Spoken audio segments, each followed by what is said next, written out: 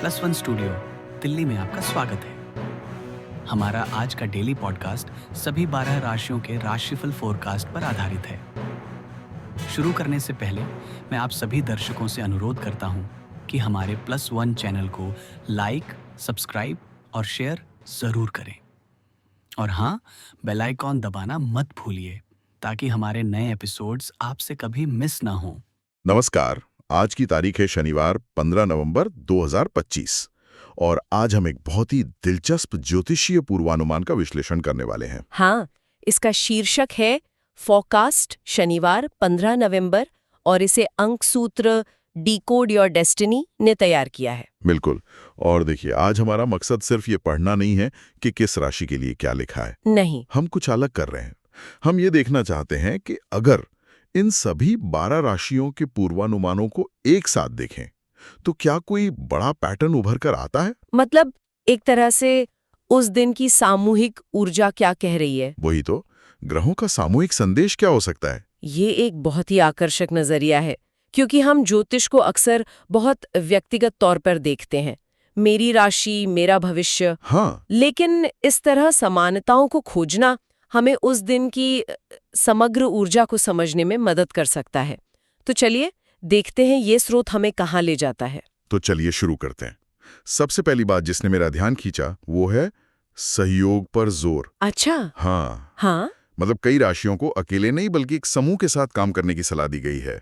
जैसे मेष राशि जो हमेशा आगे रहती है, हाँ, लीडरशिप वाली राशि है। उनको कहा गया है कि उनके नेतृत्व कौशल तब सबसे अच्छा काम करेंगे जब वे दूसरों की प्रतिभा का समर्थन करेंगे। और फिर वृषभ राशि को भी आम सहमति बनाने पर ध्यान देने को कहा गया है। ये तो बहुत दिलचस्प ऑब्जर्वेशन है और मैं आपको बताती हूँ ये सिर्फ इन दो राशियों तक ही सीमित नहीं है। नहीं है? बिल्कुल नहीं। ये पैटर्न तो आगे भी दिखाई देता है।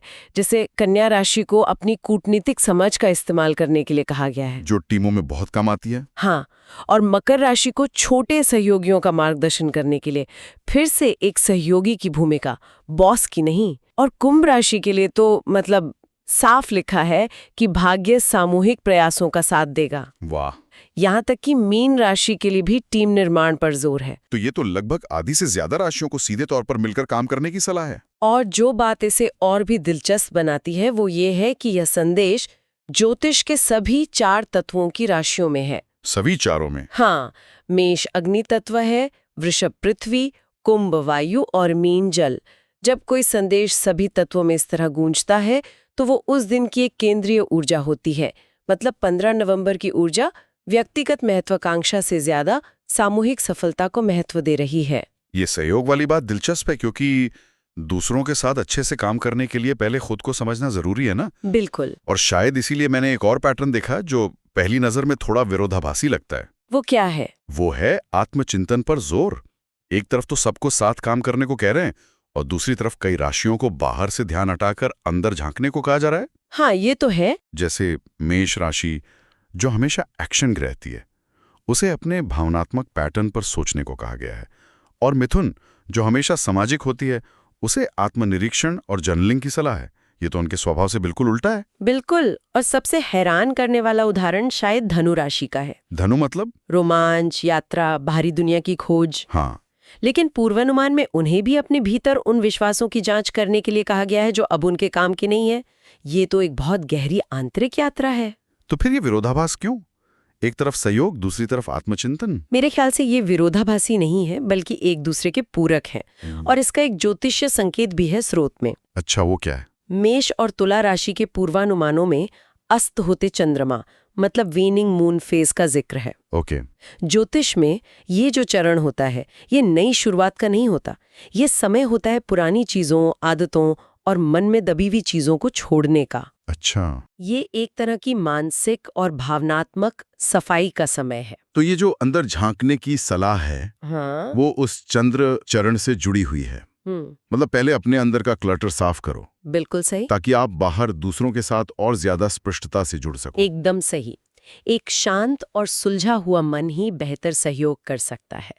तो ये दोनों विषय एक ही सिक्के के दो पहलू हैं, आंतरिक शांति और बाहरी सद्भाव। वाह, अब ये सब जुड़ता हुआ महसूस हो रहा है और मुझे लगता है कि अगला पैटर्न भी इसी कहानी को आगे बढ़ाएगा। मैं स्वास्थ्य से जुड़ी सलाह देख रहा था। और वो बहुत ध्यान खींचने वाली हैं। क्या देखा आपने?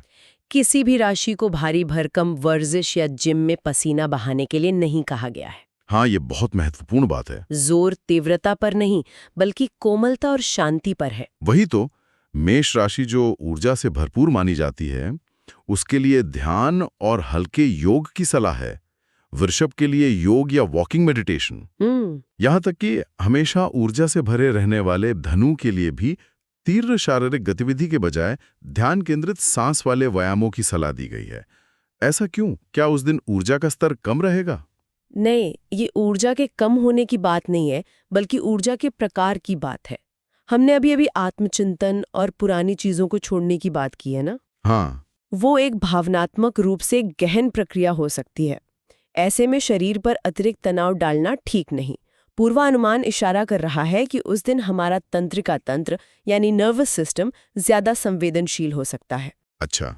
इसीलिए सारी सलाह भी उसे शांत रखने की है। इसका कोई और उदाहरण है स्रोत में? हाँ, एक बहुत ही खास सलाह है वृश्चिक राशि के लिए।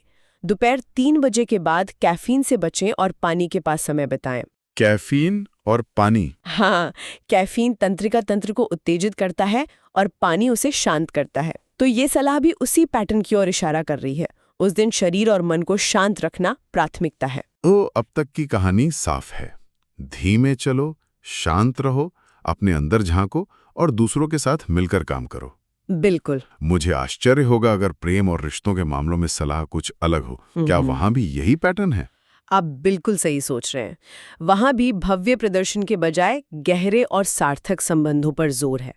ऊर्जा बड़ी बड़ी पार्टियों की नहीं, बल्कि एक शांत शाम में की गई गहरी बातचीत की है। हाँ, मैंने भी यही देखा। मेष राशि के लिए लिखा है कि रोमांटिक ऊर्जा बड़े दिखावों के बजाय शांत अंतरंगता से बहेगी। और मिथुन राशि के लिए बौद्धिक संबंध शारीरिक आकर्षण पर भारी पड़ेंगे। मतलब गहरी बातें करना ज्यादा जरूरी होगा। और कन्या राशि के लिए देखभाल के व्यावहारिक इशारे ज्यादा मायने रखेंगे। इन सब के पीछे एक ग्रह का बहुत मजबूत प्रभाव है, शुक्र ग्रह यानी वीनस। शुक्र का जिक्र तो कई बार आया है। 8 राशियों के लिए इसका जिक्र है।